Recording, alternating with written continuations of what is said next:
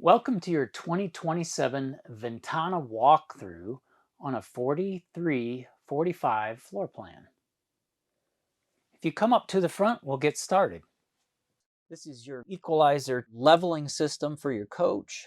Before you put your coach in the leveling mode, either manual or auto, you want to make sure that your slide rooms are already out. And in order to do that, you want to be on air ride suspension. So you want to be completely aired up, then run your rooms out, and then you would be able to come here to the equalizer system's touchpad to do your leveling. So you'll have to have the ignition key on to accessories. Once that's on, you'll be able to hit the power button and you'll be able to see that your ignition is on. Before you auto level, you'll want to make sure that underneath the coach, there's nothing that's off level to the point where there would be a large object. And then you would be able to come in here and then just press the auto level button. You'll be able to hear the jacks going down. You can see the LED here is operating.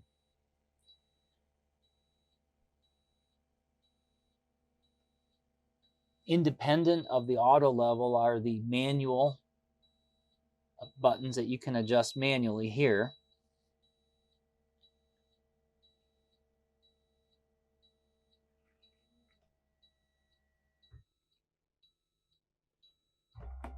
Just a note while it's leveling is you can actually get online and you can get the app to see what your coach is doing with leveling, and you'll be able to connect to your touchpad with the Bluetooth.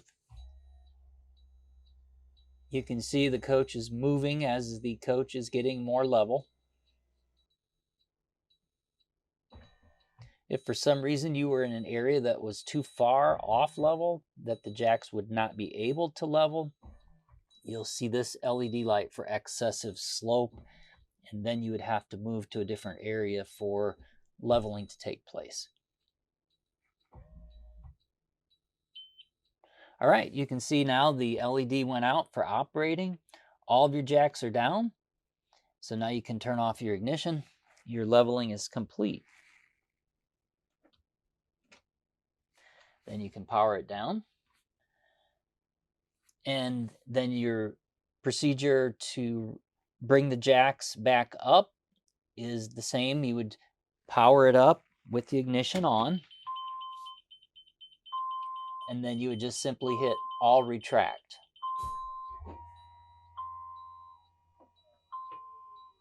So you can see here, all the jacks are retracted.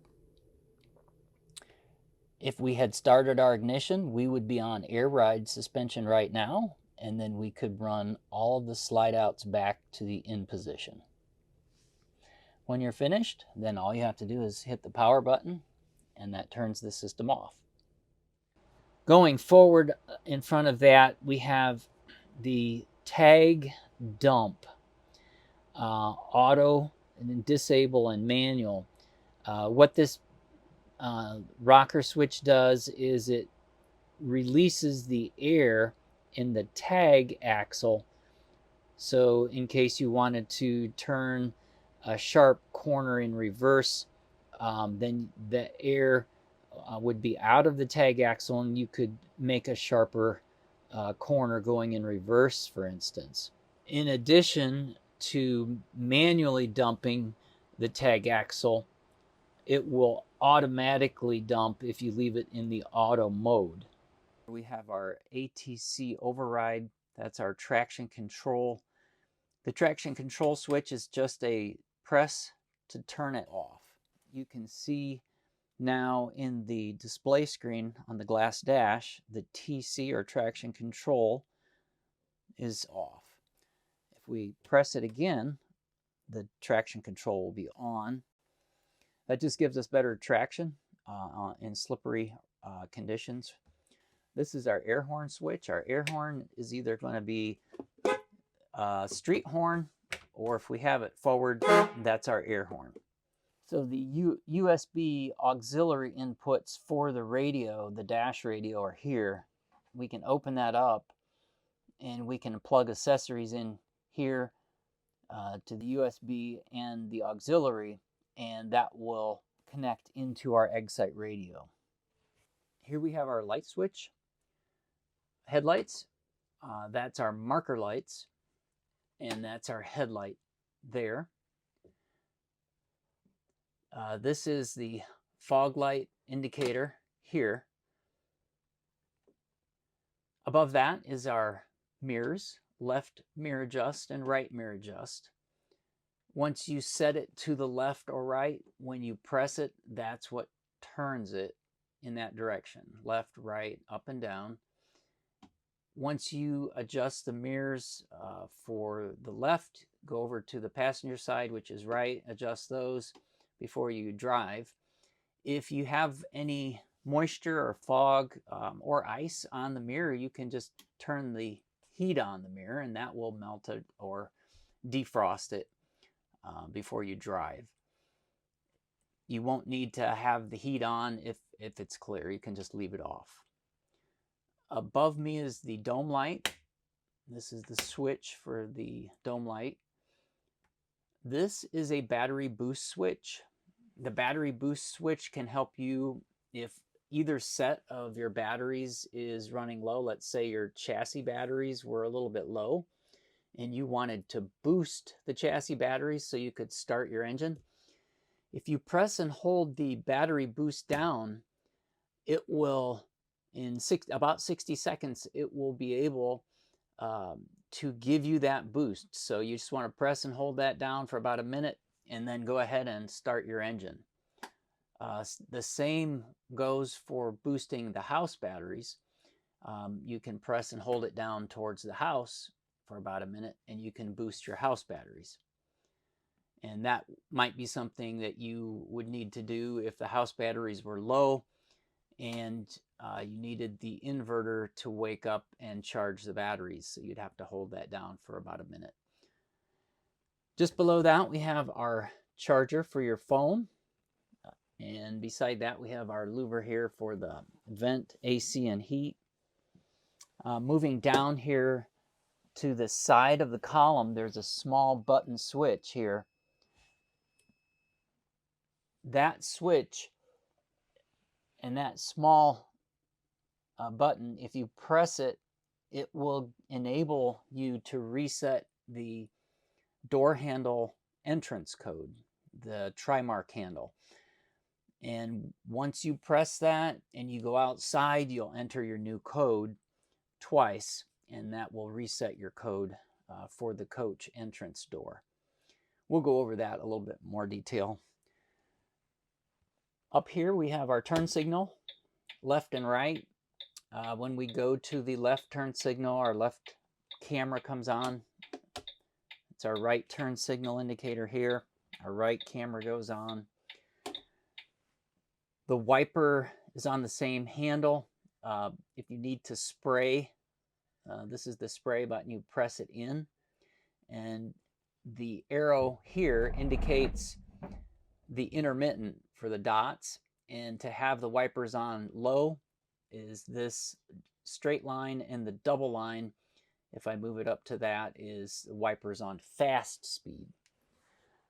It's also the dimmer switch. If you look here at the front, I can go bright or dim. And down near the floor, there's a pedal. That pedal, if you press it with your left foot, it's going to give you the ability to adjust your wheel. So you can tilt it up and down, or it can telescope down or back up. It also is a way that you can just push the wheel up out of your way. When you release the pedal, it locks into that position. So press it, adjust where you want, and once you release, the wheel is locked and the column's locked in that position.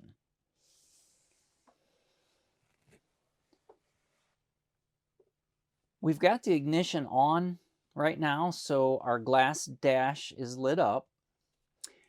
This is the control to scroll through the center, and we'll get to that in a second. The first gauge on the left is your RPM gauge, your motor RPM. The menu screen is the one in the center, and this is the control for it. We have a park brake indicator. Our park brake is set right now. Our park brake is here on the right side. So anytime this parking brake is pulled towards you, this park brake indicator is going to show that it's on. If I put my foot on the brake and press, you can see it releases and it goes out.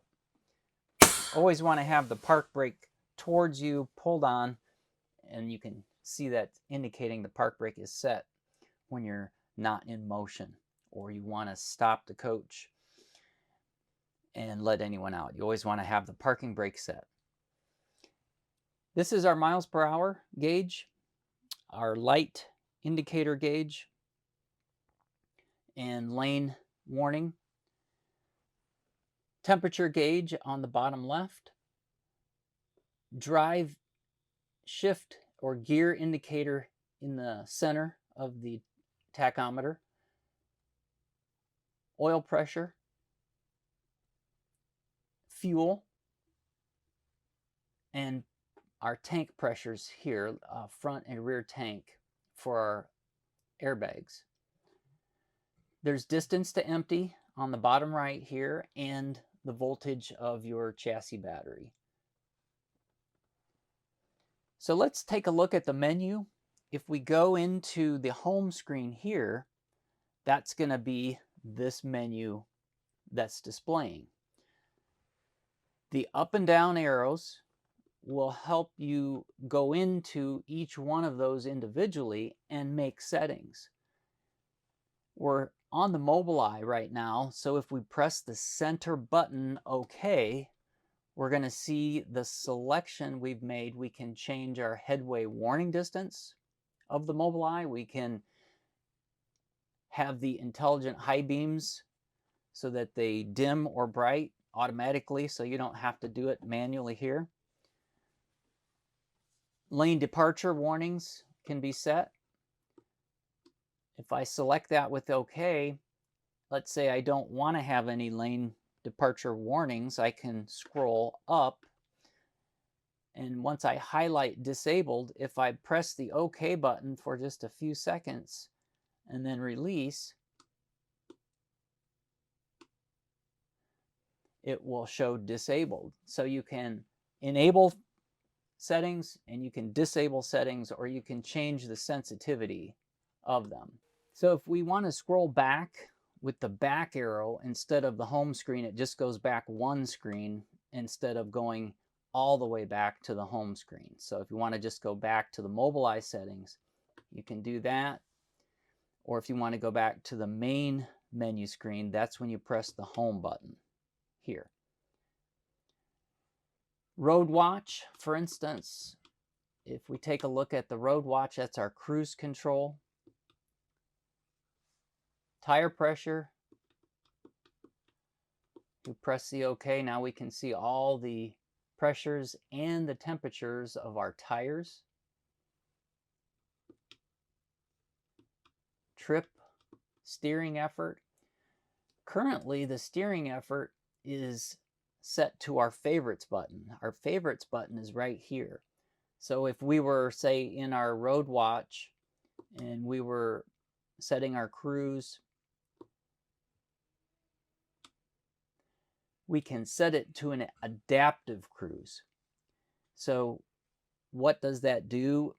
It slows the coach down if there's a vehicle in front of you, and then when that vehicle's out of the way, it speeds back up to the setting that you made here on the right side. So you'll set the speed you want on the right cluster, and you can set the adaptive cruise in case there's a vehicle that comes in front of you. Your coach will slow down.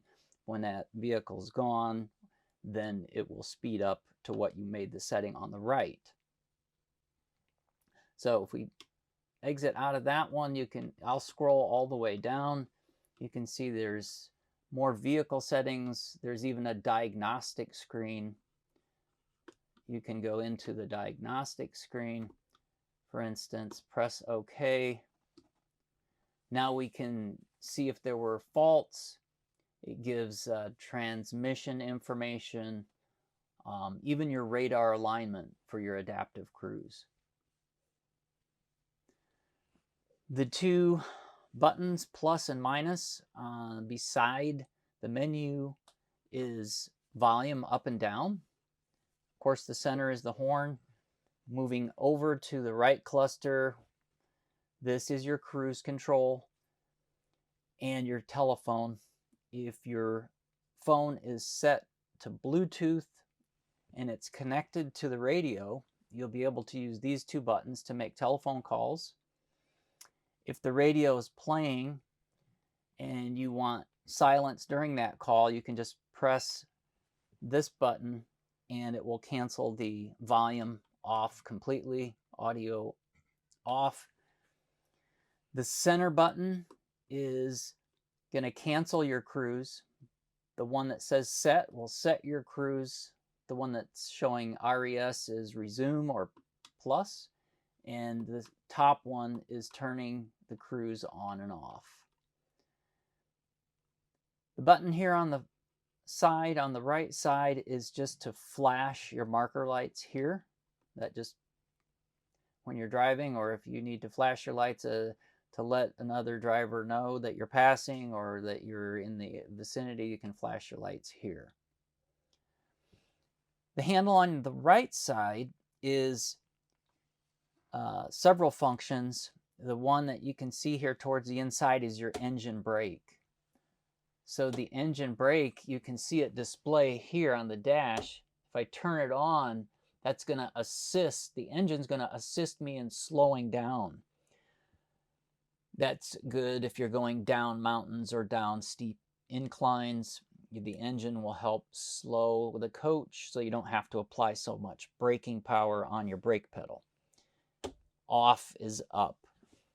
If you want to manually shift this, if you want to manually shift as you are driving, you can do that just by moving this handle towards you, but you have to go into this setting here and press M to go into manual shifting. Otherwise, it's going to be automatic. It's automatic, and then to set it to drive or reverse, you want to press the brake pedal with your right foot, of course, and then you would go into drive. Right now it's inhibited because we don't have the engine started, but that's neutral. And then reverse. Once we set it to drive or reverse, then we would release the parking brake here and then release our foot pedal to drive or reverse. When we come to a stop, we have our foot on the brake. We pull our parking brake and set it and put the shifter back in neutral. On the right side of your steering column is your emergency flashers. When you press, it will turn them on. When you're finished, you can just press it again and release. That turns them off. Moving over here to your radio and your camera screen, you have a selection on the left-hand side of menu, which is your main menu, or you can jump straight to navigation, and then of course dim and favorites. Currently, we've set the favorite screen up to the Sirius XM. This can be turned on and off if you come into the coach and it's just that dark screen. Just press and release,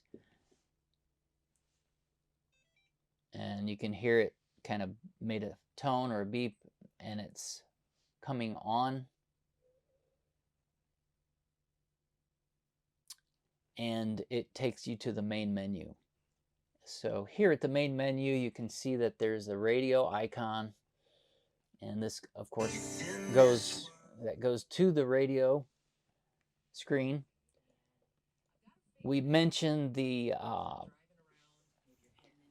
switch here for the speaker cancellation here if you want to just turn that volume off while you're driving, or you can adjust that volume here.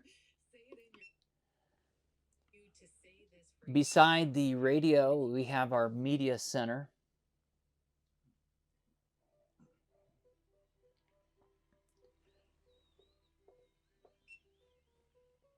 We have our Sirius XM beside that, and of course that was set to our favorites. Bluetooth, you would want to press this button and make sure your phone is turned, the Bluetooth is turned on in your phone if you want to use the radio to play music from your phone, or if you wanted to make a telephone call on your phone through the steering column, you would need to press that and then connect to your phone before you could make those calls or play your own music from your phone. The HDMI selection here to plug in over here on our left. There's the auxiliary plug, which we showed you on our left, and the camera control. When we press the camera control, you'll view that on the right. So if I go to the front camera here, that's going to show our front camera. This is our rear camera, and in addition to the rear view, we can select distance on that camera. So we can go to the closest setting, medium, or the furthest away setting. The other selections are here on the right. Shows split screen, all angles, front, rear, and sides, just sides and rear, and 360 here. We could get a better view here if we take a look. So you can see here, now we can see all around the coach if we go to the 360.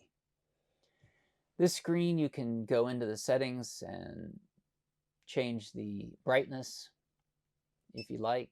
For dimming, up and down, just press these arrows for brighter or dimmer. Back to the menu screen. Beside the camera control is your iPod, and then the navigation. You can get to the navigation either through the menu or just shortcut right here to navigation. It goes to the same screen. Once you're there, you'll have to accept the terms to use it. Once you've accepted it, you're ready to make a selection, multi-point routes. There's a, for shopping, nothing is showing up because we're inside of a building.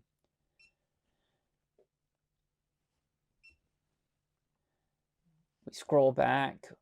This is the main menu for navigation, and then we can choose a route, and we can put a destination in. If we've got addresses or saved locations, we can just use those. Here we can see some selections here that you can scroll into. And then we have our setup, and you can just refer to your operator's manual to go into your setup. There's 2 pages. This is the first page. To get to the second page, you just press the second page, and now we're in page 2.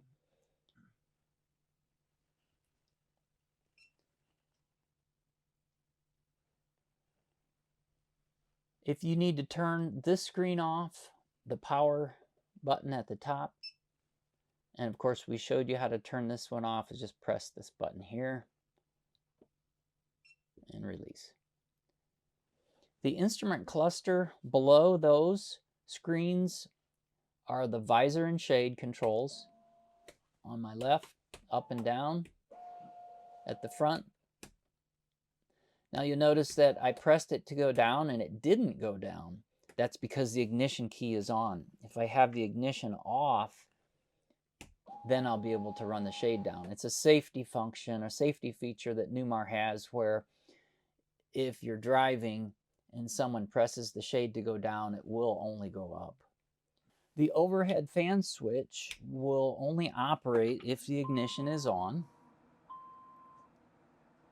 You can see the light is illuminated. The overhead fans will help circulate air in the cockpit area or help defrost the windshield if you're operating the HVAC system. There are speeds that you can set for the fans, high, medium, and low here. The first one, the rocker switch below that, is generator start. To start the generator, just press and hold. You can see that flashing light means it's priming and preheating because it's a diesel.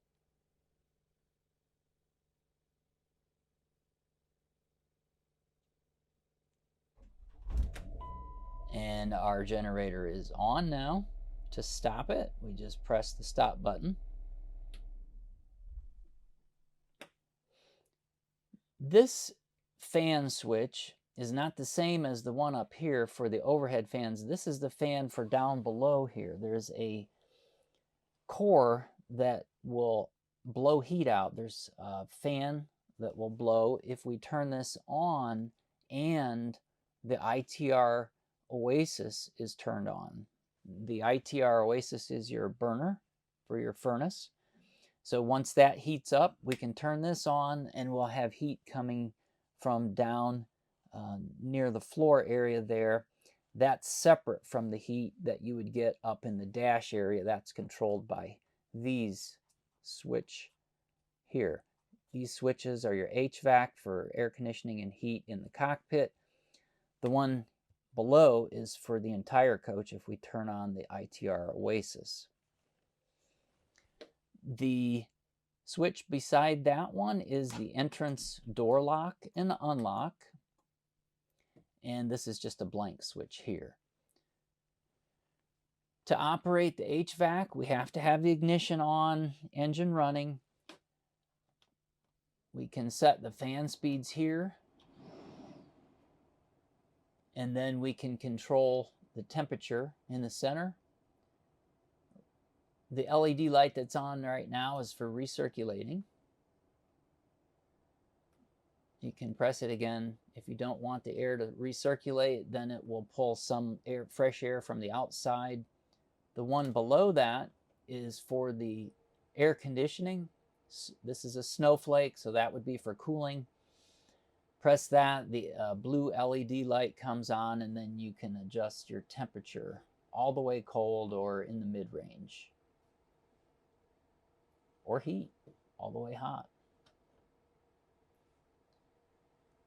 The other settings on the last dial here are for defrost or a mix. Floor, the one in the center here, blow out on these dash ports on left and right and center. And then below that are additional charging ports here and here. USB, USB-C, and 12 volt. Below that we have cup holder, and below that is our storage drawer. So we touched on the shade, and the shade always going up if the ignition is on. And you'll notice we have the shade up right now, but you can bring it down if the ignition is on, but it will only come down halfway. Let's demonstrate that.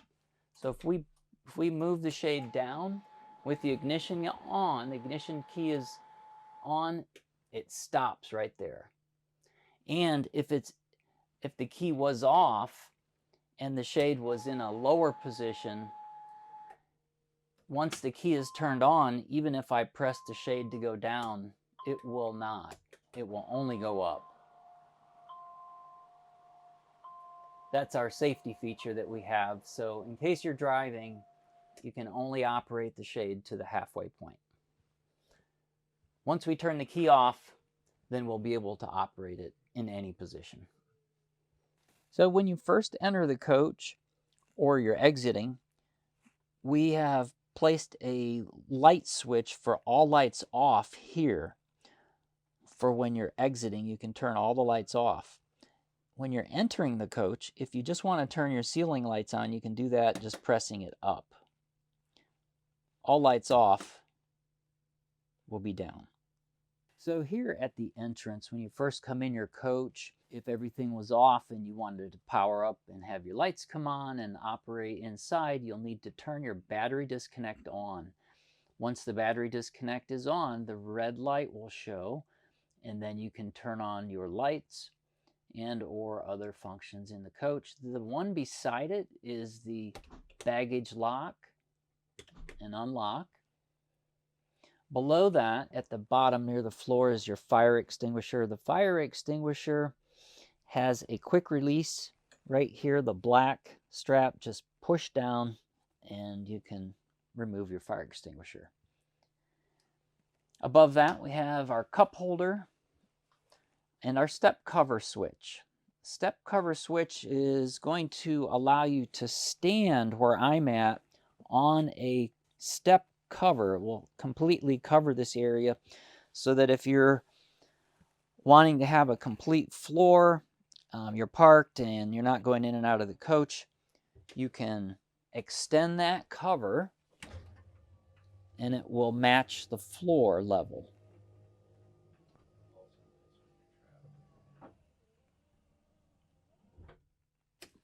It's also a nice feature for when you're traveling. So that will support you and your weight, and when you're ready to exit the coach again, just go in the opposite direction with the step cover switch. It will drop and retract. Just hold it until it shuts off. Now you can release. The switch beside it is the map light. The map light is overhead, on and off. And the patio light. We can't see that, but that's your patio light. Also operates the light in the stepwell along with the patio light outside. Behind that is another phone charger, and above that is a buddy screen. This screen is just a mirror of the driver's screen and what he sees, and it gives the passenger the ability to help navigate. So you can go into the navigation screen here and first power it up, and then we can go into the navigation screen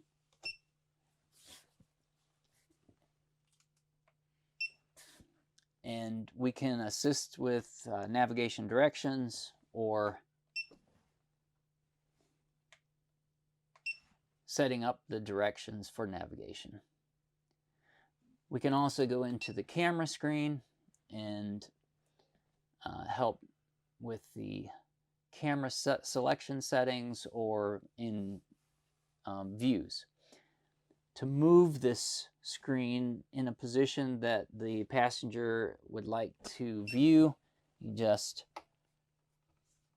loosen this handle here, and then you can turn it and move it where you want, and then just tighten it back where you like the position setting. Then you can store it back away and retighten it. To adjust our seat, we sit down and we have several positions here and controls. The main one is forward and back and tilt, and that tilts the base.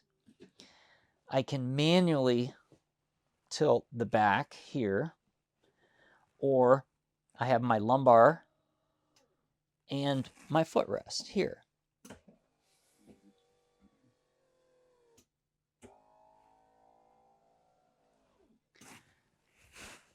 There's an armrest here. The armrest is adjustable on both sides. There's a small gap in the center here that has a lift lever.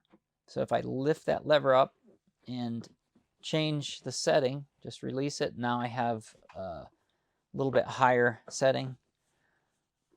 You know, if I want to just move it up and out of the way, just lift up and press it out of the way. There's another lever on the right side of the seat which releases the seat so I can rotate it around to the living room area. If I lift that lever, I can rotate the seat as long as my seat is far enough forward. And now I can use the seat in the living room area. When I'm finished, I want to make sure that my armrest is clear. Just rotate the seat back, and you'll hear it lock in place. The driver's seat, it has the same controls, except that the footrest will not extend when you're driving. So we're here at the driver cockpit seat, and in the overhead are additional controls. And we'll go over these controls just to give you the name. This is your awning slide out controls for both sides of the coach, inverter settings and view, awning control, and security lights and exterior step switch. So moving over to the next control, this is our awning control that we can open and close the Girard awnings from the inside. If you're going to do that, we recommend someone be outside. There is a remote control that you can use if you're standing outside, but this control will do the same thing. You'll notice there are two awnings, main patio awnings. If you want to operate both at the same time, press the channel button again and it will go to 0. That means you're going to operate both awnings at the same time.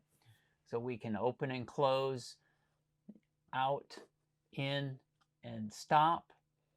There is also an LED for lights. There's a strip of LED lights on the awning.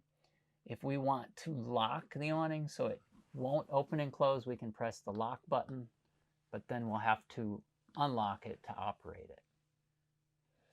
Moving over here to the left, these are the slide outs, so the slide rooms on both sides of the coach, in and out for both. Before you operate your slide outs, you want to make sure that your driver and passenger seat are forward. That's very important because you want to have clearance whether you're running the slide in or out. Make sure that your driver and passenger seat and any objects in the inside or outside of the coach are clear from that movement.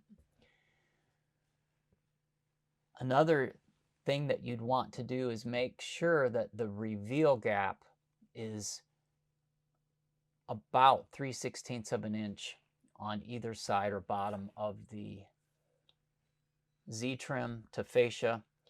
We'll talk a little bit more about that later, but we just want to make sure that where the room is moving, there's nothing in the way, and we have plenty of distance between that reveal. If you don't, we want to move the coach to a more level area. This touch panel screen is for our inverter. Our pages main screen will show what the grid is doing, what the charge is doing. It's an absorption charge now, what the AC loads are, if there are loads on the inverter. Right now there aren't because we're plugged into shore power and it's using shore power instead of using inverter energy that comes from the batteries. And then in the bottom page it's showing our wattages and our voltages. Now, if I touch the screen, I can go to the menu or just back to this page. So if I go into the menu, now I can select inverter 1. If I do that, I can go now into settings and I can view what it's doing, what the state of charge. I can scroll up and down. I can see what my AC voltages are coming in on both lines. I can view alarm statuses and I can do setups. I can scroll back. Do I have any notifications? No. If I did, it would show them. We can also go then into settings. I can change dates, times, and do a system setup. Languages, Wi-Fi, create an access point, Bluetooth it if I want a Bluetooth. So I can actually view from my phone on Bluetooth what the inverter is doing if I like, or via Wi-Fi, either way. If I click on the Pages selection, I just go back to the home screen or the main screen. There's a lot of information in here, and that's covered in your operator's guide for your Victron inverter. So we recommend you read that. And just a note that if you're wanting to use this as the control and settings and changing those, you'll need to turn the switch. There's a black switch that you can notice in the middle of that inverter picture, but downstairs where the inverter is, that rocker switch, that black switch, has to be turned towards inverter and on in order for this switch to work. So if it's turned down just to charger, then you won't be able to use this panel. So if you don't see this displaying, this panel's not working, it's likely set just to charge only. You'll have to go downstairs, turn the inverter on, and then you can use this panel. Just to the right is our awning, open and close for our door awning. And then beside that, we have our security lights here and our exterior step, which overrides the opening and closing of the door, step opening and closing with the door. If we want to just make sure the steps stay out all the time, even though our door is open or closed, then we can override the step and just leave the steps out. So our next overhead cabinet here in the center is just storage, along with this one.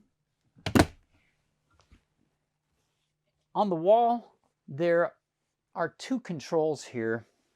We'll get to the television over-the-air antenna, but the one above it is for the bed lift. The bed lift above me will come down, so you can have a bed here at the front of the coach, but you want to make sure these seats are down, both driver and passenger seat. This is the lock and unlock. So if you want to leave it in the lock position, you can actually take the key, remove it so that no one can operate the lift. But to operate it, you'll need to have the key in and turn to the unlock position. And now we can lower the bed or raise it. So I will demonstrate that with both of the capstan's chairs lowered.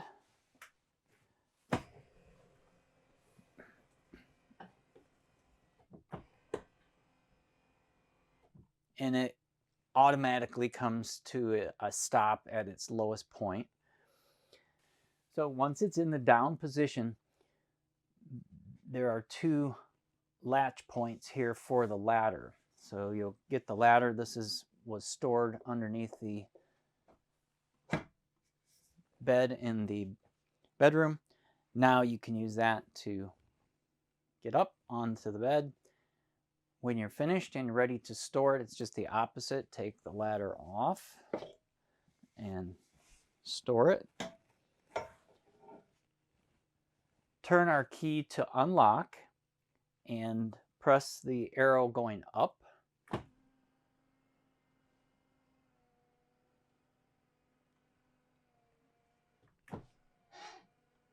And once the bed comes to a complete stop, we just release the button.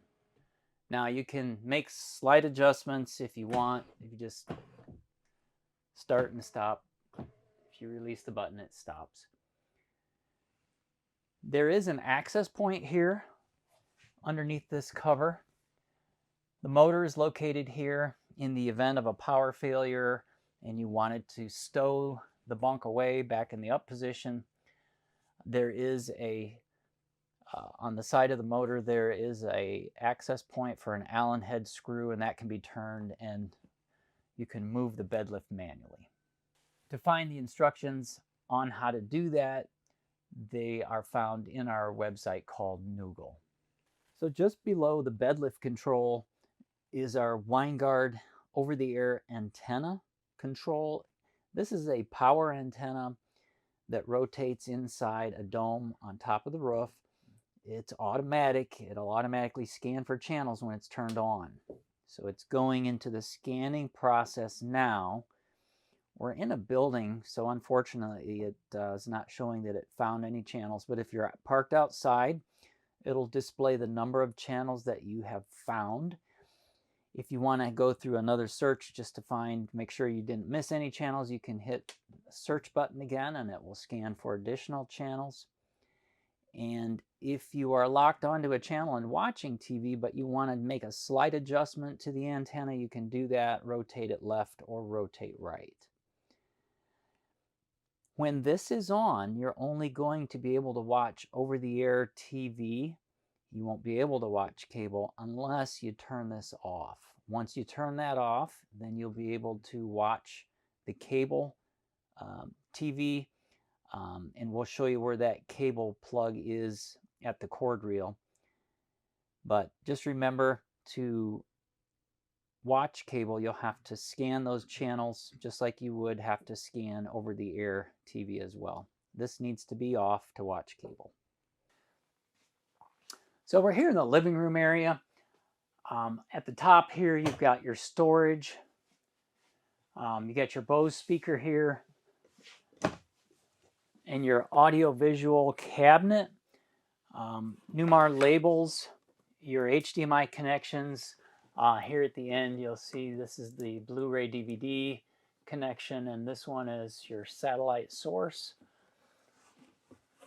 This is where you would put your receivers or DVD players and then plug them into the 120 volt outlets in the back. You've got your window here with a dual crank out. So you just rotate these open to the right or clockwise, and then close is counterclockwise. And there's a screen on both sides.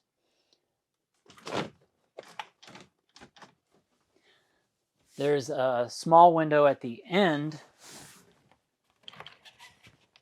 That window can be lifted after you release. You can lift up and it will lock in place, close, and then relock. The television is here behind the sofa, and it's on a lift. So you press the TV lift up, and that will raise the TV up. We'll use our remote control to go to the home screen, press the home button in the center. That gets to this screen. And then this icon here is our selection for menu. So just toggle over to the left here and go to settings. So you'd have to scroll down to settings, then press the center button here, and now scroll over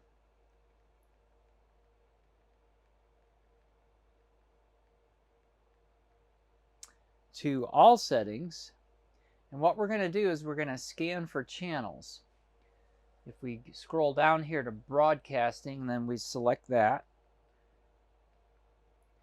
Press the center button again, and we go through auto program to find the channels. So press auto program, and we want to press the start to auto program. We have to have our over-the-air Winegard turned on, and once that's on, then we're going to scan for air channels, yes, and it'll go through the scan and it'll show us how many channels it found.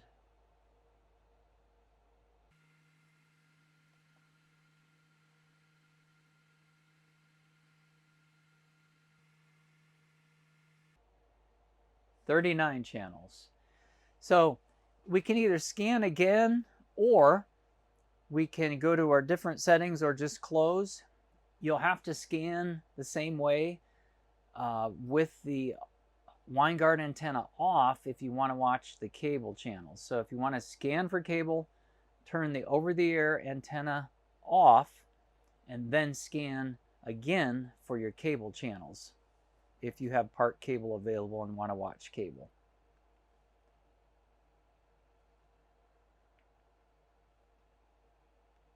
Now we should be able to connect with a channel here. Yes. To go back to the home screen and scan for cable, scroll left, back to settings, to the right, all settings, broadcasting, auto program, and this time we're plugged into cable, we've turned our over-the-air Winegard off, and now we can scan for the cable channels. Obviously, since we are not plugged into cable, we won't pick up any, but that's how you would scan for the cable. And you'll have to scan for channels for each TV location, whether it's out here or in the bedroom. And to open the Trifold Sofa, you have to remove the back cushions on both sides and then reach down behind to release the bottom part. There's a lever that you pull up, release, then you can lift this up, and this opens out into a bed. Then fold the back down for the third cushion, this being a trifold, and then just reverse the process to close it. You can use this strap as part of a lift. Go up and in, and then put the two seat back cushions on.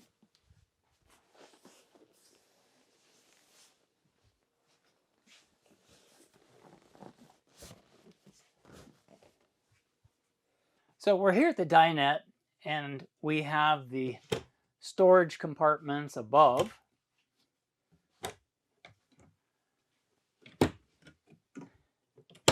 And the window operates the same as the one to the left, with the crank windows open and close.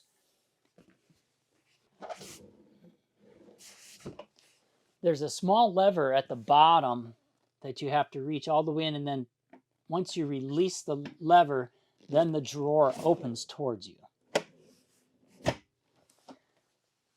This also pulls out so you can extend the table and add 1 or 2 extra leaves. And to do that, you want to pull the table all the way out towards you, and there's a support leg that's on a magnet. Once you have the table all the way out, just reach under, grab a hold of the support leg, pull it down, and then that will support the extra weight. Add the leaf, whether you're adding 1 or 2.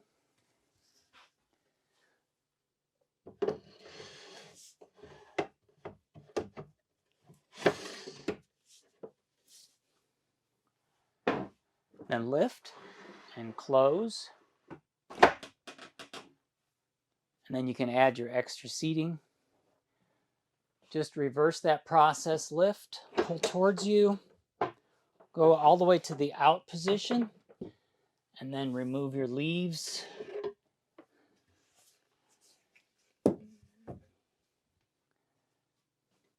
While it's all the way out, you want to lift and close the support leg, and then push the table back in.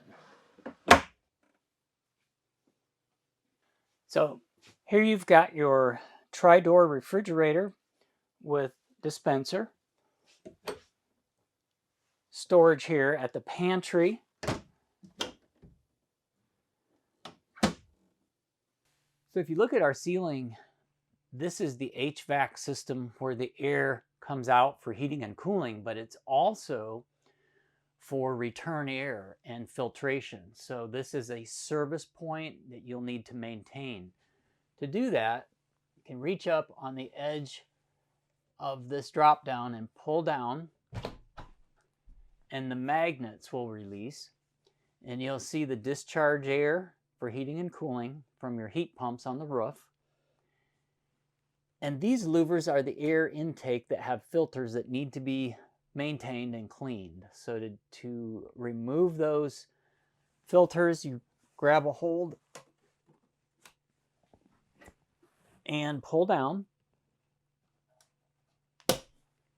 to unlock it, and then you can remove the filter, wash it, let it air dry, put it back on, and then reinsert. You'll need to do that, especially if you live full-time in your coach. You need to do that every week to keep your HVAC system operating efficiently. Once you're finished, you'll just push the cover back up and the magnetic strips will hold, and you'll need to do that here in the front and the rear of the coach at both of these locations. At the front of the coach is your smoke detector. You can take it off just by turning it counterclockwise and drop it down. It does have a warning label on it. This is the battery compartment area if you need to change the battery. This is the test button. If you press that, you're going to get a tone. That means that it has power and it's functional. If you don't hear the warning tone when you press that button to test, that means you'll need to change the battery on the side here. So you just press, open it up, take the 9-volt battery out, slip a new one in, and then close the door. And then you'll have to put it back up and rotate clockwise. So we're here at the theater seating, and the theater seating has control switches for your extension of your footrest here at the front to extend and retract. And then it also, on the second switch in, is the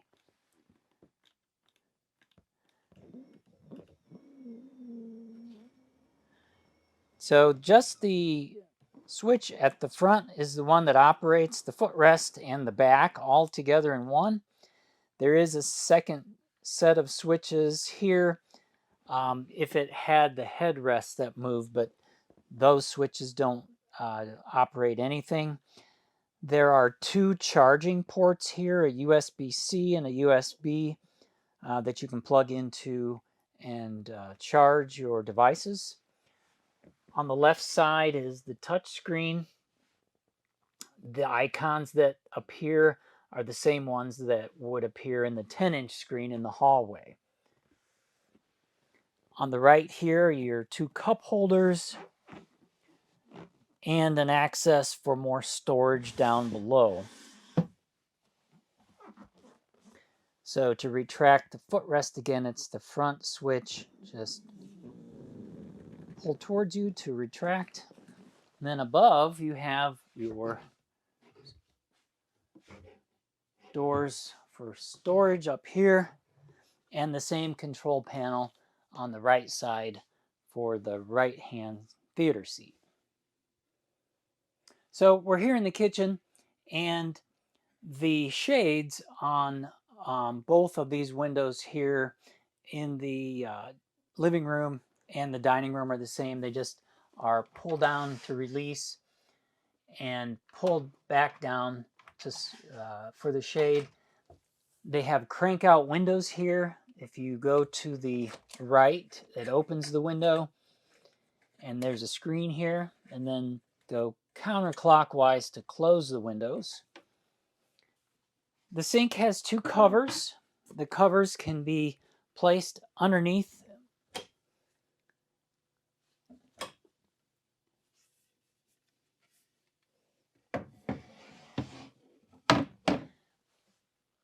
This is the on and off, hot and cold.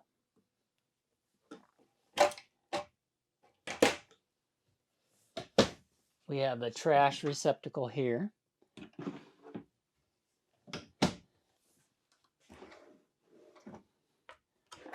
Storage drawers, and in this drawer you'll typically find your remote controls. This is for the Bose speaker, and of course you have your television controls for your bedroom.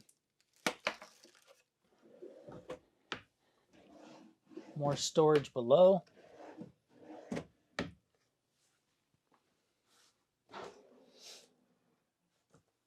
We have your touch-up paint here along with the extra set of keys. The filter wrench for the outside water bay compartment. The dishwasher here. The dishwasher is in the lock position when it's not turned on, so the door will not open because this would be in the travel mode turned off. The door stays locked so it doesn't slide open when you're traveling. When you get to your destination and you want to operate it, you'll need to turn it on. That unlocks the door. Now you can open it up, load, unload, and set your wash cycle. If you want to child-proof the settings so that it can't be turned on, we can just go and press the lock here. And now it's locked. Press it again and hold for a few seconds and the lock will go out so you can use it again. When we're ready to travel, just remember we want to lock the door. To do that, we want to turn it off. You can hear it lock. Now the door is locked. The microwave. The cooktop here on the back side of the covers have cutting boards. So if you want to use your cutting board, just flip that over. You've got your cutting boards here. Both sides have the cutting boards. And these are true induction cooktops, so they need to have a magnetic pan. Once the pan is on the surface and you turn them on, then you can adjust the temperature setting that you like. If there's no pan, it automatically shuts off after about 30 seconds. The lights will go out. If you wanted to take the cooktop outside, just lift, and it has a plug here. Just unplug, and you can take it out, bring it back, plug it back in, and drops in place. When you're finished, of course, just put your cover back on after the cooktop has cooled.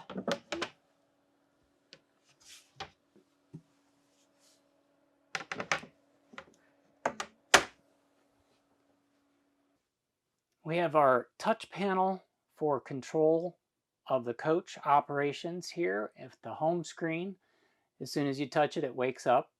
This is the way you control the functions in your coach, just with this touch panel. This touch panel is showing the icons that you can view.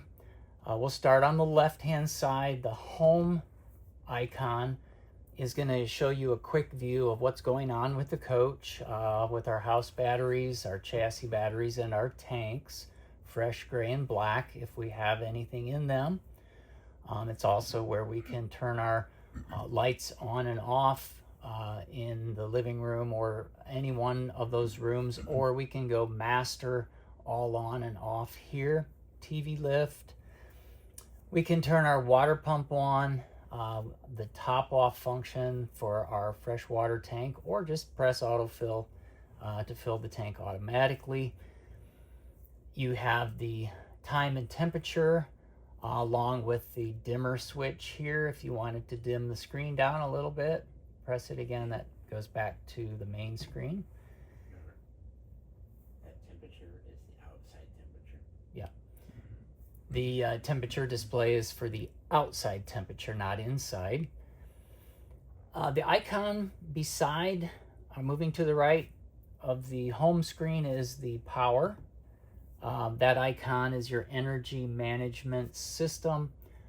We can turn the system on and off here with the on-off icon. When it's red or maroon, it's on. If it's gray, that means it's turned off. So we want to have that on, and then we can see over here what our amperage usages are. If we're plugged into a short cord adapter plug, like a smaller cord, we want to make sure and adjust the amperage selection to the smaller setting. So if we are plugged into type of cheater cord, we want to press that and go to, like, say 15 or 20 amps if we're in a much smaller cord. What we're plugged into and the voltage we have is displayed there at the top. The AGS function is for the automatic generator to turn on. We'll have to enable that function here. When we enable that, now we can do our setup. In this case, it started the generator. If we want to stop the generator, we can just press the stop button. That stops the generator. We can select a quiet time, and we can go back and forth between those two screens, and we can see what our voltages are. Our next icon is floor heat. We can turn any section of the front, mid, or back of the coach on for the floor heat, high setting, medium, or low. If we press that again, that goes gray and then it's turned off. Our next icon is HVAC for heating and cooling, and it gives you the inside temperature, and the one on the right is what you are going to set, what I want the temperature to be. Once you set the temperature where you want, then you can turn on the mode. So I can choose heat pump or furnace or air conditioning. So in this case, that's cool. Heat pump is for heating. That's the rooftop air conditioners. When you turn that on, of course, you've got an icon that will come on. It gives you a little hourglass. It takes a couple minutes and that will come on. If you press it again, we can just go to auto. So it selects the function for you. It might go to furnace or heat pump, depending on whether you're plugged in or not. If you press it again, then we can see we have furnace. So you can actually select the mode you want, or if you leave it in auto, it will make that selection for you. Press it again and we're back to off. So that turns everything off. If we do select one of the air conditioning functions, which would be cool or heat pump, we have the fan in auto mode. If you want continuous circulation in the coach of air movement through the ductwork that's in the ceiling, front to back, you turn that on a setting of either high or low fan here, or if you leave it in auto, it just comes on with the compressor when it cools, or whether it's in heat pump mode. So we'll go back here to off. Our next icon over is the Bluetooth pairing, so that if you wanted to see the screen on your phone or your laptop or an iPad, you follow the 7 steps here, download the app on your phone, and you'll be able to see the same screen and have the same controls that you see here on the main screen. It pairs with a module that's in the half bath here, and then that Bluetooths to your phone. So you'll have to make sure your Bluetooth on your phone or your other device is turned on. Our next icon and the last one is the lighting. Pretty self-explanatory. It shows the living room lighting, bedroom, bathroom, or master for all off or all on. Just below that is your HVAC temperature sensor, along with the fantastic vent, which controls the vent here in the kitchen. This has a cover which can be removed, and I'll do that just to demonstrate it. The clips are on the front and back that hold it in. And as I press the blue button on the top, that will turn it on.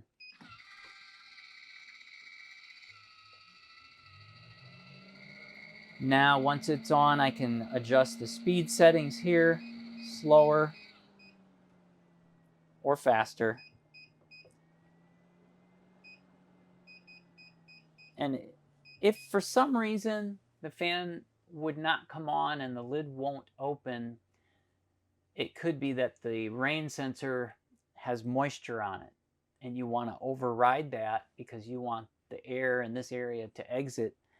To override the rain sensor, there's a rain sensor light indicator here that will come on if we press and hold the down arrow for 3 seconds. So that's what you would do if for some reason the fan wasn't coming on. It had a little moisture on the rain sensor. Now you wouldn't want to do that if it was pouring rain, but that's how you override it. Now to turn the rain sense override back off, same procedure, just press the down arrow and hold it for 3 seconds. To close it, we can just turn the fan back off. The lid automatically closes and the fan shuts off. If for some reason the control will not operate the fan and you just want to open it manually, you can. You just take this cover off and you go up here to the crank and you can crank it counterclockwise to open it up. That'll give you a little airflow. There is a small fuse inside of this black insert. If the fan's not operating, that's the fuse you would check. If you need to replace it, just replace it, put it back, turn, push up and turn clockwise to lock it back in place. When you're finished, just close the vent and the fan will shut off. And the lid will close all the way. Just make sure you turn it so that it's tight and closed completely. To put the cover back on, we just line up our latches on the front and the back. You can view them as you go up in through the slots. And once you get them lined up, just give it a firm push and you're locked in place. Below that, you have your Intervac for your vacuum. With your coach, you have your Intervac accessory bag, and inside the bag are all the accessories, so you can attach that at this location here. And inside you'll find your hose end and your handle where you attach your accessories. So to get started, you just plug it in, and then all you need to do to turn it on and off is just press this button here. If you need help or instructions on how to change the battery in here or how to operate the device, just scan the QR code and you'll get more information online how to use the complete system. If you're going to use the Intervac manually, you can sweep any material here and then just lift this up and you can sweep it in here. When you're done, you just pull the hose out and store it away, but be careful that when you store the hose back in the bag that you don't leave something that might press up against here that would turn it on. Here at the bathroom, the door swings to the left. The lighting control switch is right here on the right.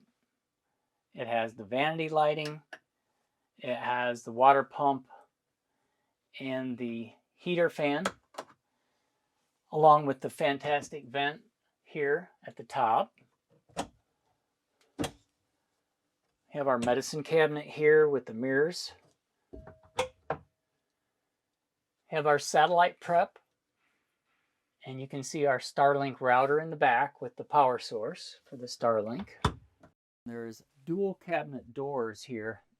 And behind the doors, we have our 120 volt power source and our 12-volt power source with fuses and breakers.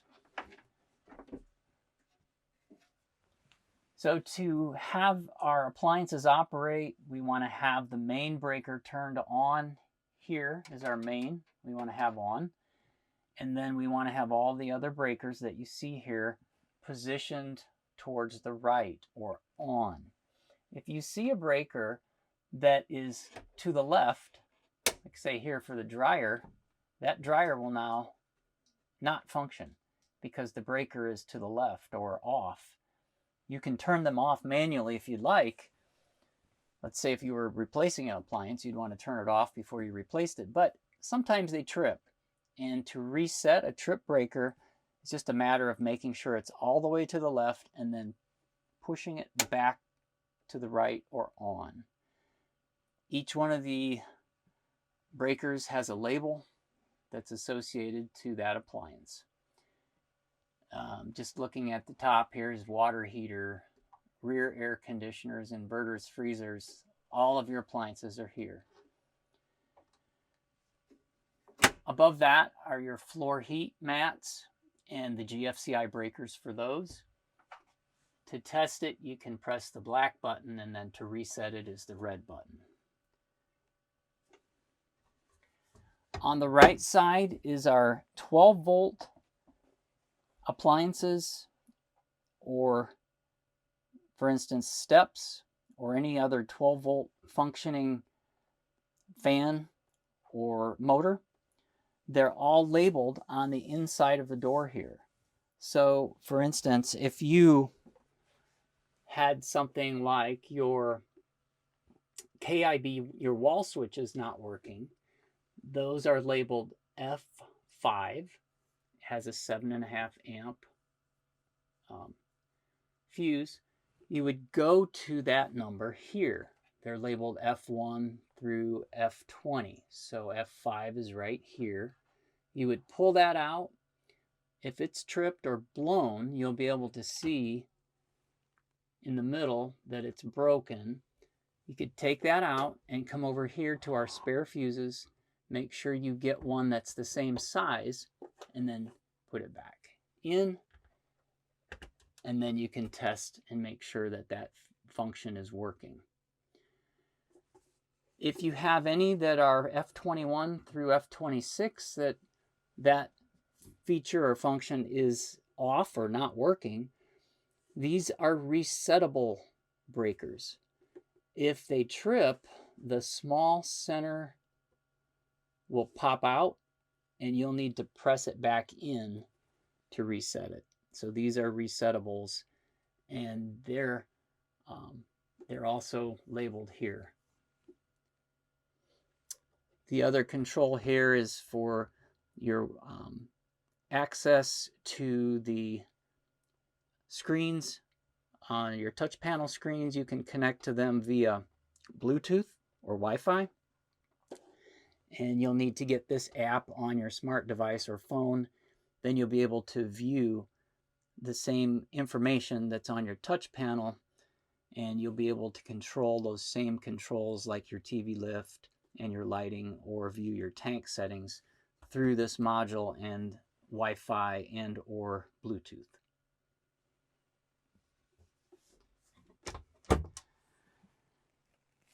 Just below this cabinet is our window. Same crank out with screen. The toilet here in front of me has a flush control.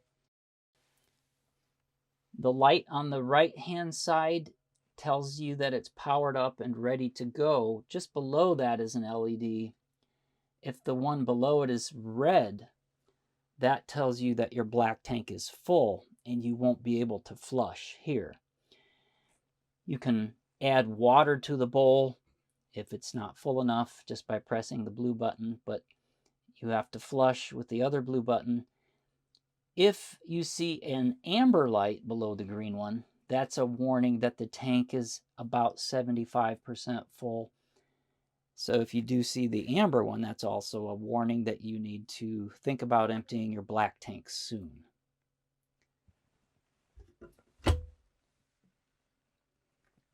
In this cabinet at the top, you'll see your receiver for your Starlink. There's additional plugs here for your 120 volt outlet. There is a cover plate, an access plate here for satellite prep. So if you take that cover off, you'll be able to connect to your satellite prep, and you can put your receiver in here and plug it in if you'd like. After you remove the cover, you'll find a pull wire that you can connect your conduit cable to and pull that through to your receiver. Below that, we have more storage, and the two louvered vents at the bottom are for heat to come out and circulate. So there is a floor heat in the bathroom that you can turn on. More storage here and here. Of course, our bowl on, off, hot and cold. Our medicine cabinet with mirrors.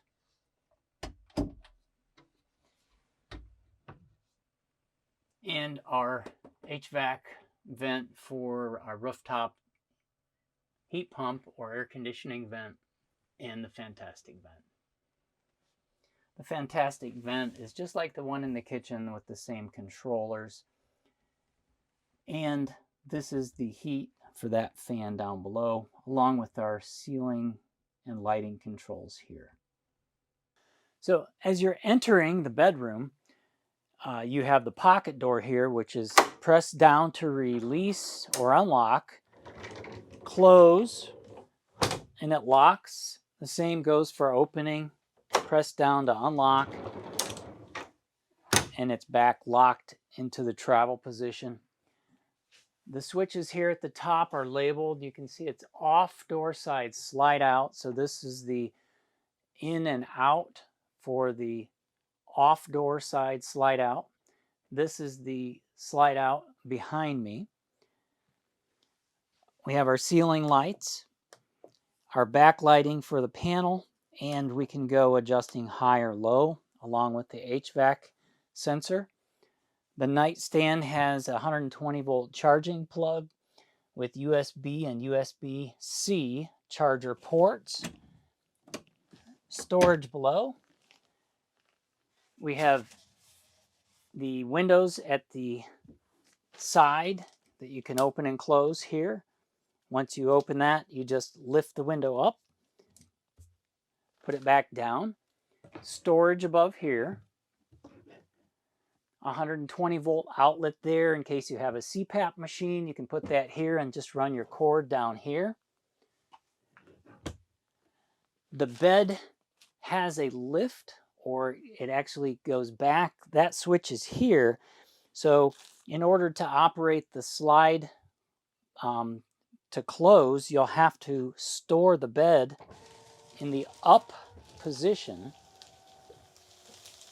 Once it's retracted, now I can operate the slide. On the wardrobe side, we have the wardrobe slide out. It has your storage on both sides of the TV here and the drawers below.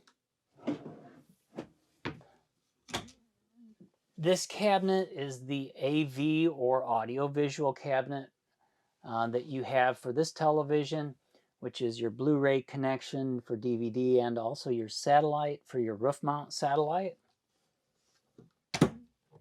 More storage here.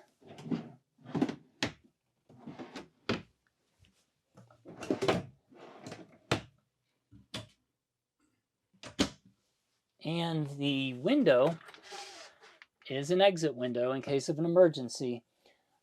The way you open it is lift this handle up, push back, lift up, and then you'll be able to push the window out. After you remove the screen, you'll be able to exit out of this window. The screen has small clips. You can put the screen back here, clip it back in place. You can use this for ventilation. It does have a screen, of course. You can bring it back in to close it and then just rotate it over to the right. Push down and pull towards you, locks it back in place. So to get over the air channels for this television, it's the same as the one in the front living room area. You have to program over the air channels and or cable channels to get reception on either the cable or the over the air TV. So you're in the full bath at the back of the coach. The touch controls here are for the ceiling and the vanity, along with the water pump and backlighting.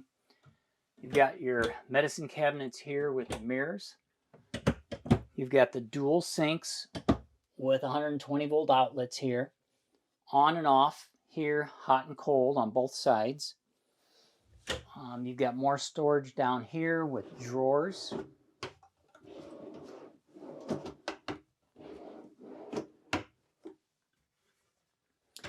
And then behind me, we've got the shower.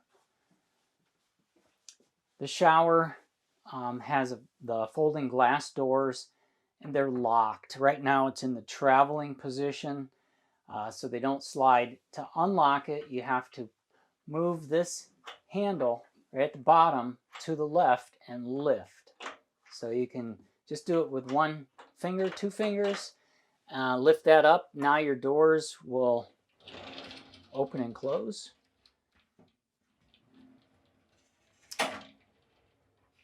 And then you want to make sure and bring that back down until you hear it click, and that locks the door so it doesn't slide while you're traveling. Refer to your shower miser instructions here on how to save your fresh water in your freshwater tank using the shower miser recirculation valve here. You'll be able to turn the water on in the shower until this turns an opaque color. Once that happens, you'll rotate the recirculation off, and then you'll be able to take a hot shower right away, and it saves you the water coming out of your fresh tank and going into your gray. Of course, you've got your wand or your overhead, and that's controlled here by pressing this button in or out. You've got your emergency exit door here, along with the window open and close. So right to the right or clockwise is opening the window for air. It does have a screen. If you're going to use the door to have to exit out of, you've got two locks. You have to unlock both the deadbolt and the door in order for it to open. So right now that's showing lock. This is unlock. So unlock is to the left here and then to the right, and then you can open the door to exit out. So if there was an emergency and you had to exit out of the back of the coach, you just remove this panel here. Once this panel is removed, there's a Velcro strap right here. Just loosen that up. Now the ladder's free. Just reach in and let the ladder fall down. And now I can exit out of the coach.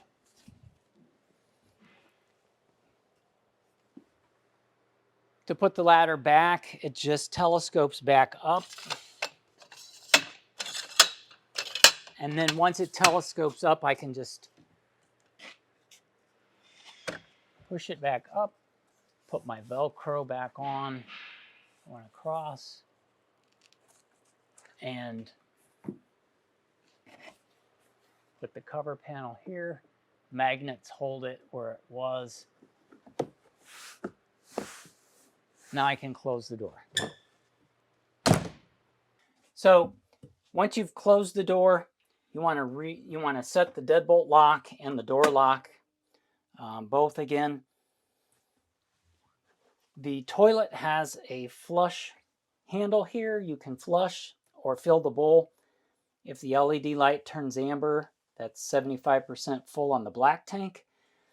If it turns red, the black tank is full and you won't be able to flush again until you empty the black tank. So we are in the back of the coach, and here we have more storage space and the extra chairs, drawer space, going all the way down to the bottom. Interior light. Over on the right, we have more drawer space. And I'm standing on the engine cover.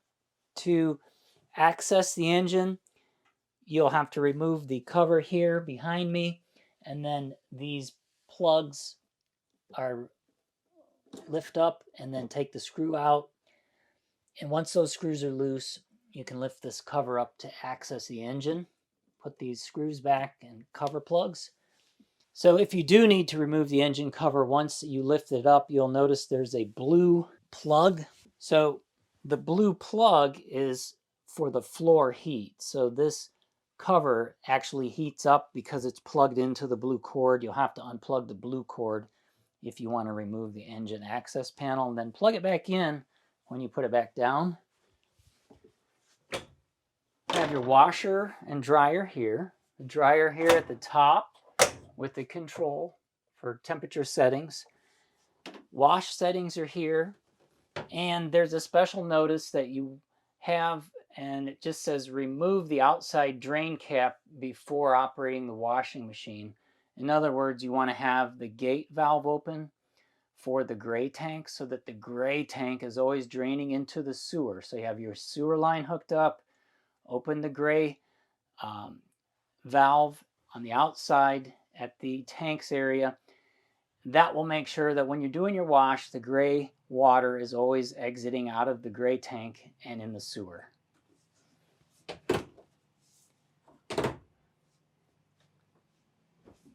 Here in the back, you've got your safe, the keys for the safe. Below that, you've got extra space for drawers and for your hanging clothes on the bar on top here. So here at the outside of the coach, if we want to access the front hood area, we'll have to release the hood latch and pull this lever towards us. So you grab a hold, pull. That will release our hood lock. Now we can lift to open. So now we have full access to all of the items in this compartment. We'll just start from the right here and go over them. You'll notice a red spigot handle here. This is connected to that red line that goes back to the heating system so that you can have hot water if you need to do some rinsing or washing of your coach. To do the winterizing, there is a lever here that you could open, and then the water in this line would drain out, and then you would go through your winterizing process. You've got your air horns beside that, your street horns above us here. This filter is for the diesel fuel that goes to the ITR Oasis. The diesel burner requires this filter, and it needs to be changed every year. So keep that in mind. Just above that is an air connection. You can connect an air hose here, and if the engine is running or had been running and there's air in the tanks, you'll be able to use that air to fill up inflatables or your tires. Just to the left of that is, of course, your Cummins generator. The Cummins generator can be turned on and off outside here just by pressing this button down.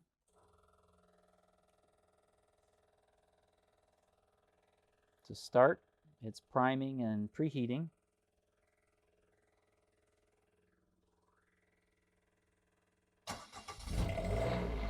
And then to stop, just press down. This is your oil fill and coolant fill here. There is a light in this compartment. Just beside the light is the HVAC, heating and cooling system, just for the cockpit area. So the refrigerant charge that is for the cooling is noted here, what that charge is. Over towards the left and the bottom is the reservoir tank for your jacks. To check the level, there is a twist-off cap here with the dipstick. So we can check our level if we need to. Go ahead and add right there at the same place. And when we're done with servicing in this area, we can just close this, turn our light off, and close. All the way at the top of the cap front here is the marker lights and front camera. As you move down the windshield, you'll see your mobile eye here. And again, you can turn that to different settings on your glass dash. Your wipers, this area right here in the center at the base is for your radar detection, for your adaptive cruise, and for your collision mitigation system. Fog lights, headlamps, turn signals, marker lights. Moving over to the passenger side, these mirrors, even though you can adjust them from the inside in the driver's seat, if there's not enough adjustment there, you can move the arm to adjust, or you can move this mirror and rotate or tilt just by loosening these 3 Allen head screws and then tilting it or turning it and then retightening. If there's not enough view or adjustment, you can actually take this plug out and loosen that bolt that goes up to the arm, and you can rotate the arm where you want, then tighten it and put the cap back on. Below that is the side view camera. When you turn on the turn signal towards the passenger side or making a right turn, this camera will come on, same as the other side does for the driver. That way you can see what's in your lane when you're making a turn. So we're here at the entrance door, and if you notice, when we close the door, the steps go in. When we open the door, the steps will come out. The step override switch makes the steps stay out, and we'll show you how that works.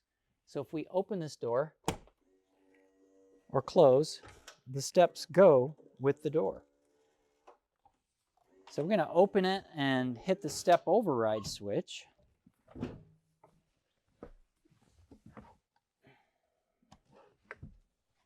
Now, when we close the door, you'll notice the steps stay out. So that makes it a little easier if you're parked and camping, that the steps just stay out while you're going in and out of your coach. This door has 2 latches. Even though it looks like it only has 1, the latch is built here so that it can close a little tighter or a little softer. The way that works is a soft close like this is only going into the first latch. That's the way you could close the door. If someone was inside taking a nap or sleeping, you wouldn't want to slam the door. But if you're going to travel, you don't want the soft close because it's not completely flush. Even though it's closed and it's sealed, it's not completely closed where you might hear air noise. So to put it in the second latch, you want to close it firmly. Now you can see there is no gap as far as being flush. It's completely flush, and the door is closed for travel.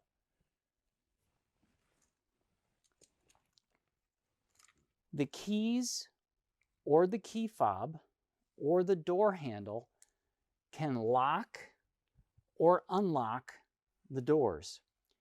Now, the deadbolt can only be locked or unlocked from the outside here, but the handle lock can be locked or unlocked with the key, with the fob, or with the handle.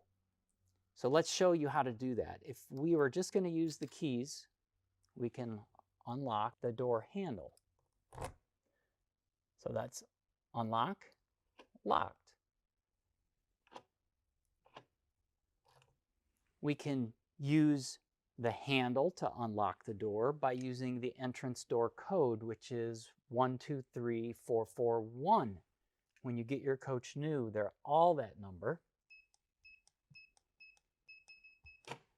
Now that unlocks it. So we can use the key, we can use the handle, or if we want to unlock or lock the door, it's labeled here entry lock, entry unlock. So lock, unlock. So you have 3 ways to lock and unlock your door. Actually, there's 4. If we open the door,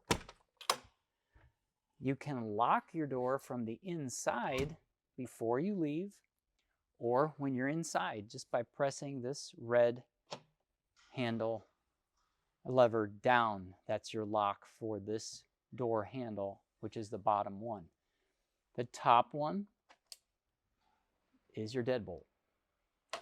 And that one can be the key or inside. It doesn't have the ability to use the key fob or the handle. To close the screen door independent of the door, you can do that. If you just want to get some fresh air, just press this down and you can close the screen here. There is a pull-down screen that we should pull down before we close it. It has a small snap. Now our screen door is ready to close.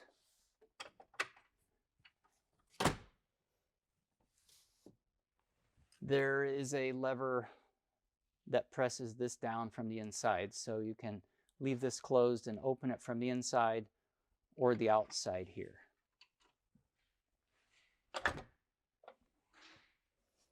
We talked a little bit about how to change this code. The code that you get is 123441 to unlock the door. Newmar also uses that same exact code to unlock the baggage doors. You can do 1, 2, 3, 4, 4, 2, and you hear the baggage doors unlock. So 1 is the door, 2 is the baggage doors. But you need to change that when you get your coach and set your own number by pressing the small button on the side of the column that you saw earlier in the video. Come out here. This will be flashing and it will be making a tone. Enter your new 5-digit code twice and then you've got your own code set. Write it down. Don't forget it. Above the door is the door awning that can be opened and closed from the inside in the driver overhead. Have our patio light switch here as you enter the door, and then of course your window for the passenger. So the door awning can be controlled in the overhead with the manual switch, but to control the main awnings, the patio awnings, the front and the rear, there's 2 of them. And as we showed you earlier, in the overhead, they can be controlled there or with this remote. The channels and the numbers are the same. If you're on 0, both will extend at the same time if you just press out.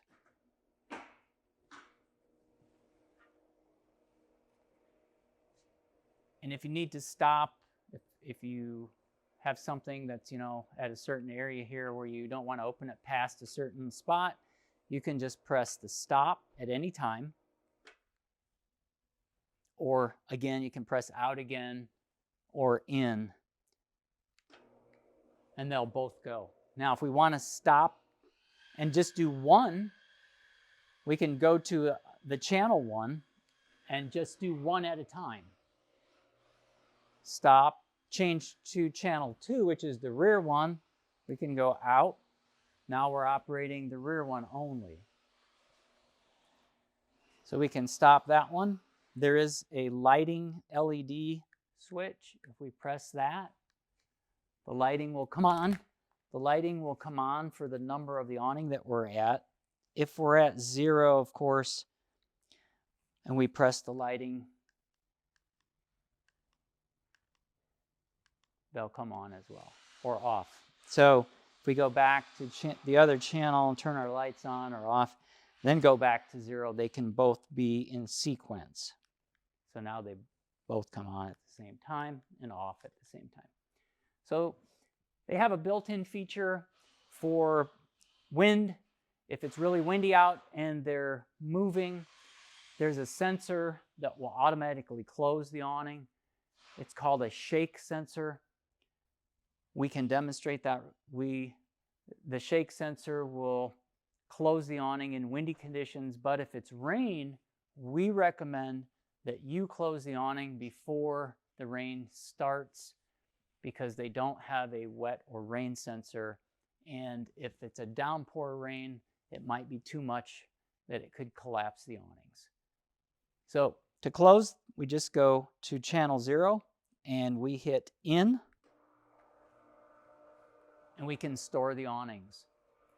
If you take a look here in the middle of the awnings, you can see the motors, and this small adjustment tool can be used for the amount of close that it makes. So if either awning over time has the fabric that stretches a little, you might need to make an adjustment so that it closes completely. Or this tool can be used for some reason the awning motor might fail, or if there's no power and the awnings need to be moved, closed, or opened, you can take this tool up at the top in the center of either one, insert it, and then rotate it, and you can move the awning manually. So those are your adjustment, emergency close tool, adjustment for the amount that it closes or opens, and then this is, of course, the remote to control it. Okay, so as we move back behind the front wheel, we have our door for our fuel fill diesel, our marker light below that, and of course our slide out with our slide topper. The slide topper fabric extends when the slide out is opening, and it retracts automatically, so we don't need to worry about the fabric on that. The only thing I'd like to mention is that if you're extended and you're near trees, if you have a limb or a branch that's slightly underneath, be sure and remove that before you close the slide out. So at the first baggage compartment door going back on the passenger side, we have storage. In the next one is storage, but it has a pull-out tray that you have to lift the handle and pull out towards you. It has the auxiliary airline hose that you can connect at the engine if you need to fill up a tire or another inflatable.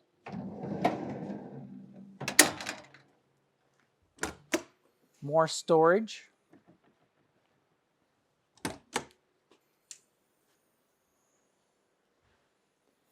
And then we have the entertainment center here with the television.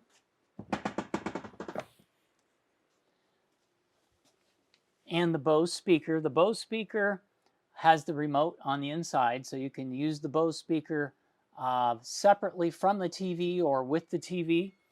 There's a 120 volt plug here on the outside with the USB and USB-C.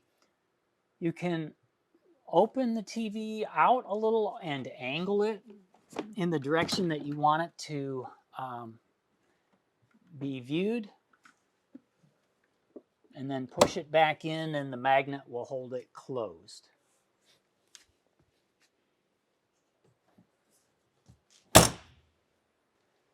And in our last compartment on the passenger side, you've got your chassis batteries.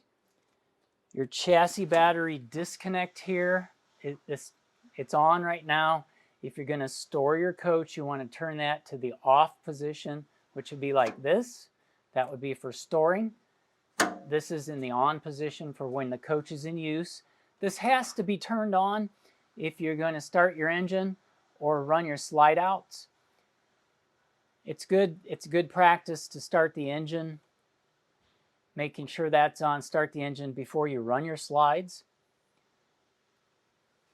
There's a fuse panel here for the coach fuses. To access that, there's a little release lever here at the top and the bottom, and then this panel can be removed. You'll notice at the top of the batteries, there's a small fuse that's labeled solar panel. This solar panel is at the top of your coach, and if you want to check the fuse for that, you can just pop the top off, pull that fuse. So here at the back of the coach, we've got our brake lights, backup lights, rear view camera, engine compartment door, and release. So if we're going to release that, we want to have one hand on the door and one hand pull down, and then you can open the engine compartment here. And this is where you would check your engine oil. Here's the dipstick along with the transmission dipstick. Our level here, minimum cold, minimum hot. We've got access.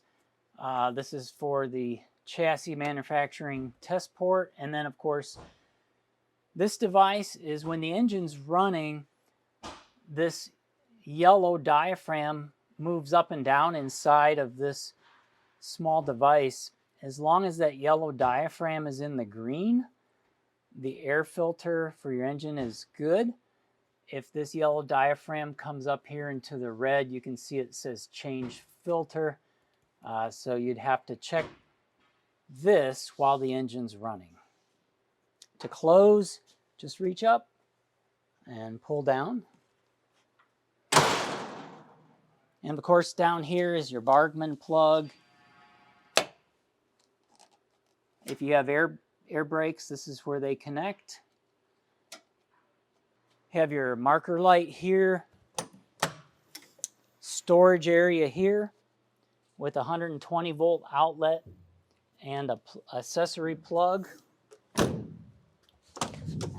More storage here on the left side, along with an awning rod for the front awning to pull it down.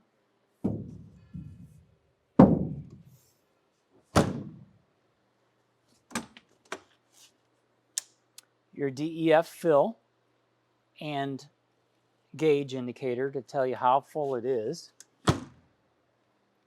Storage door for your sewer hose.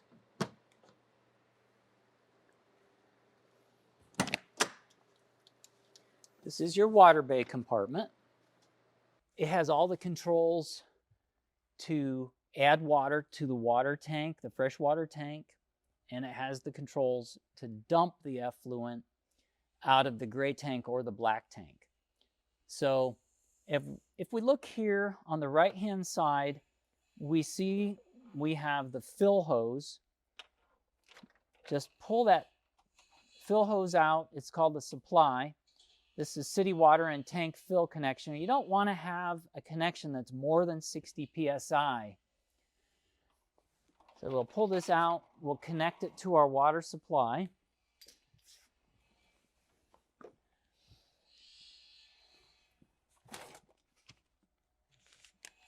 This is the filter that is the whole house filter. So before we turn the water on, we'll want to make sure this filter is inserted here. We do that by removing the clip here and then rotating this open, dropping the filter in, and then putting the filter back on and the clip back in. Once we have the filter there, all the water that goes in the hose comes up here through the filter and then goes into our house, and we can use it to fill our freshwater tank. Remember to remove this filter if you're going to winterize the coach. And we'll get to winterizing a little bit later. But if you want to save this filter, then you don't want to have it installed when you run the winterizing solution through your lines in the coach, because you won't be able to use that again. Since we're here, this switch, if let's say we pull this hose out too far, we can reel it in just a little bit here. I want to show you that before we move forward. There is a heating device. This is the heater core and fans that will keep this compartment warm in the wintertime if we're camping in the cold. The ITR Oasis is what sends hot fluid, boiler antifreeze, through this core, and there's two fans on the back that blow the heat out. In order to keep this at about 37 to 40 degrees, we want to make sure the ITR Oasis is turned on to furnace mode, and then the switch on the left-hand wall side here will sense the temperature, and when the temperature drops cold enough, that will engage and turn the fan on here. And keep your water tank, your gray tank, and your black tank warm so they don't freeze. The sewage rinse is here, and the sewage holding tank are all in a line here with this gate valve. So we know that this is our sewage gate valve, and over here is our gray tank valve here. So to empty out either tank, we'll open this compartment,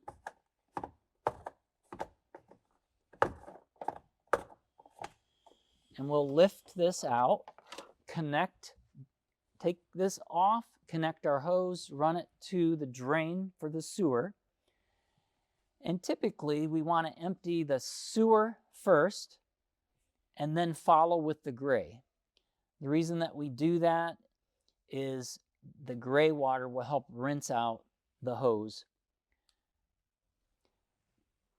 When we're finished, we can rinse the sewage tank by putting a supply for water here. It's a hose connection that will send water into the sewage tank and will spray the walls, and then that water will come out of this gate valve here and into the drain. When we're finished draining either tank, we push the gate valve closed, whether it's the black or the gray. Then we would want to remove the hose and put the cap back on the main drain.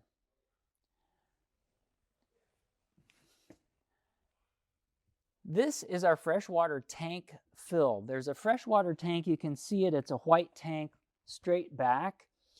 If you had a flashlight, you'd be able to actually see the water level as you fill the tank. To fill the fresh water, we'd have our hose connected to the supply, and then we rotate this lever to the manual fill. How do you know the tank is full? You can look at your gauges inside and watch the level go up, or you can wait until it actually is full to the point where it's starting to come out, and you'll see it starting to drain out of the overflow or overfill. Then we could turn it off or to autofill.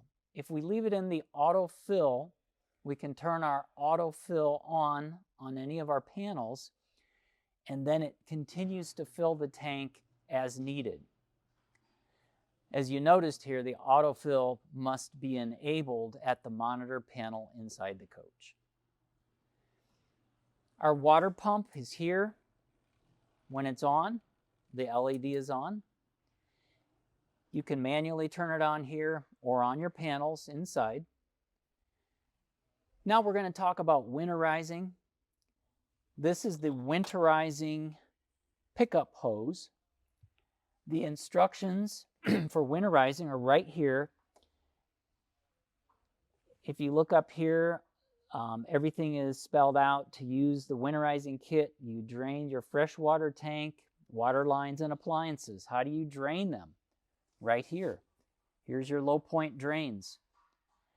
There's another low point drain labeled there for the fresh tank. So you would open these two and your fresh tank. There's a valve on that one. Open that, let all your water drain out. You want to remove the cartridge here in the whole house filter. Close valve A, open B, that's here and here.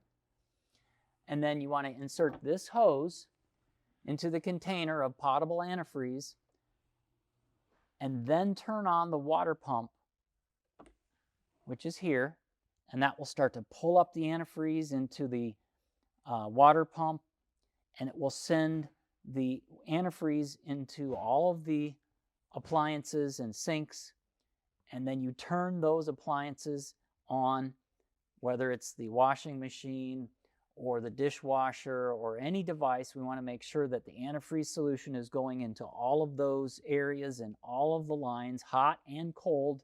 Turn all the faucets on, hot and cold.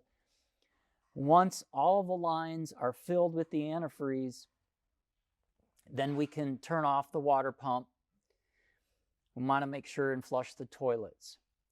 When that's done, then we would reverse A and B and put the cap back on here, and then we're finished winterizing.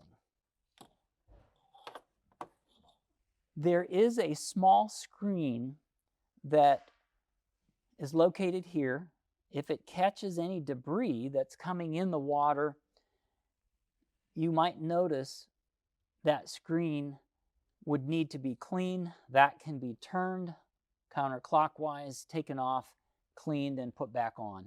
So if for any reason you're not getting water pressure, or if the winterizing isn't going through, check your screen.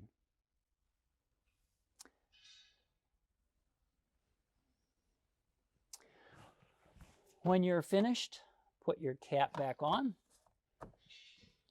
And to stow your hose, we showed earlier, just press cord reel, retract.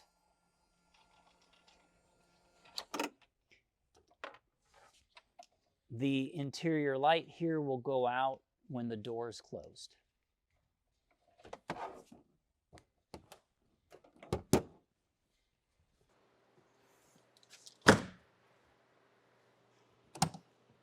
This is the cord reel compartment. Inside the cord reel compartment, we have our transfer switch, which transfers where we're using power from. The gray comes from the generator in the front of the coach. The black one goes in the same box. And then this device chooses where we're going to take the power from. That's why it's called a transfer switch. It transfers from one to the other, always giving priority to the generator. So if my generator is on and running, it's going to be using or transferring the power reception over to the generator. The generator or the short cord power is illuminated here on this monitor panel. This monitor panel shows right here the power that's coming in. It also shows any faults, and you can scroll through the screen here, up or down, to see the line voltages and view the faults. This is the cable connection for park cable. If you have park cable connection, this is where you'd plug it in. And view cable on your TV, but make sure that you've turned off your over-the-air Winegard antenna receiver and scan your TV for cable channels. There is a cover panel here on the back. This is removable. There's a Velcro that's on both sides. So if we pull that Velcro loose, on the back side of the panel is a key for all the fuses that you see.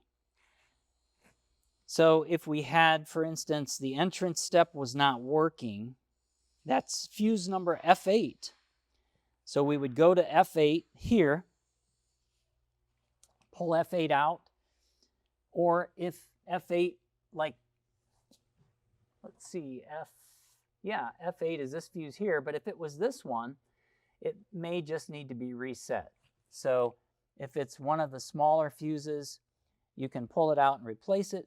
If it's one of the larger silver ones and that center is popped out towards you, just press it to reset. But all of the fuses in this compartment are labeled what they are and what they control. So if you have something that's not working outside or inside, you can come back here and look at this printout and see which one it is, and then you can go to that number and check it, reset it, or replace it. When you're finished, you can just turn it over, Velcros on both sides, and then just put it back in place. If you're ready to store the cord, just unplug it, and this is the cord reel motor.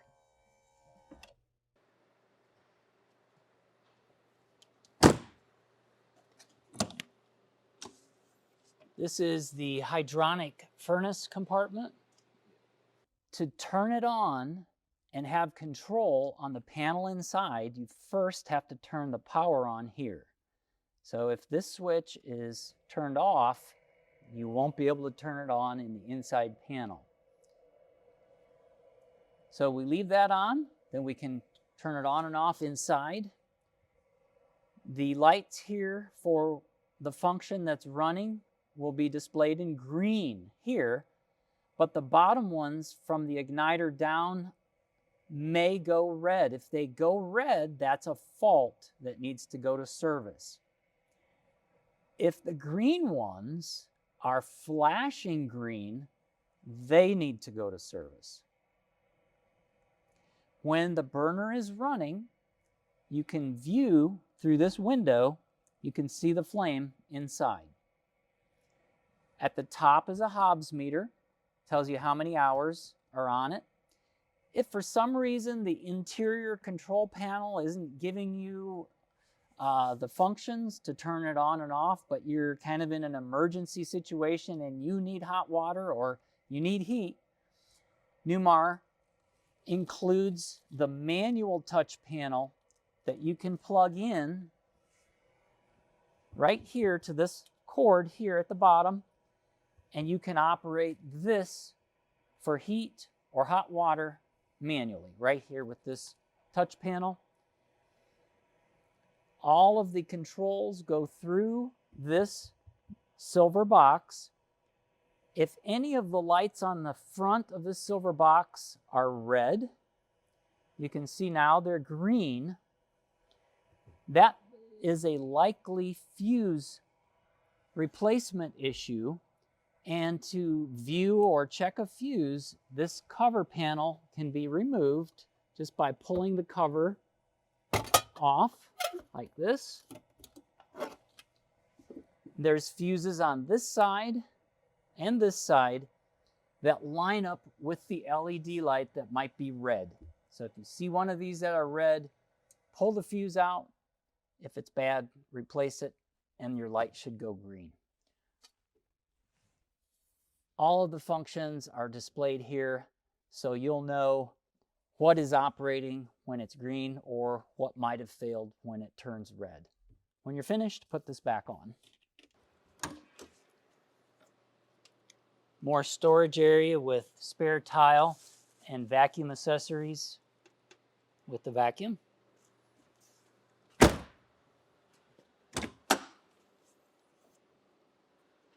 Pull-out tray for storage.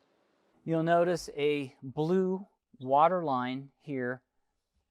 This is the water line that goes up into the kitchen for the refrigerator. If we need to turn that water line off to the refrigerator, we can just rotate this to off position. Or if we need to shut the spigot off, up at the front, there's another rotating handle right there. We can turn that red line off that goes up for the hot water spigot at the firewall in the front. So between the frame rails, you'll see the blue inverter. This is a Victron inverter, and that needs to be turned on. You can either turn it to on or inverting, or you can turn the switch into the opposite direction for charging only, which would be like if you were storing the coach. If the inverter is turned on, the overhead switch panel will be operational and work so that you can operate and view what's happening with your inverter from the inside. If you don't have it turned on here in between the frame rails, you won't be able to use the overhead control.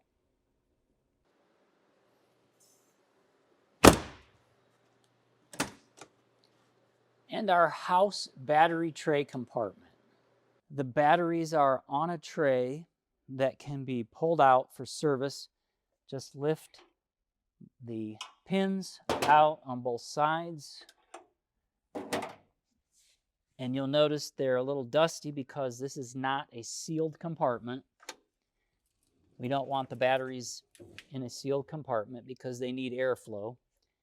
And now we can service the batteries.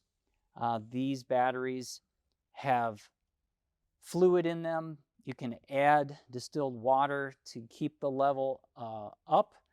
You want to maintain your batteries checking the fluid level frequently, especially if you're using your coach a lot or in your hot weather environments. From the fuses going into the coach, there are coach fuses. So if you have good battery power, but you don't have any power in the coach, those are the fuse covers that need to be removed, and the fuses can be checked and or replaced if needed. If you remove a battery and you need to put the wiring back on, but you forgot how, that schematic is right here on the end wall for your reference. When you're finished, slide the tray back and lock the pins.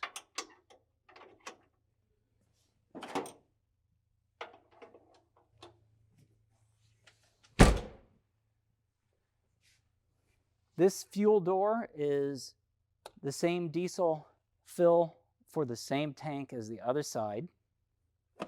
Marker light. Our last compartment forward on the driver's side is for all of the cockpit functions and fuses, and for the chassis power functions and fuses in the cockpit. These are all labeled and have the name beside the fuse.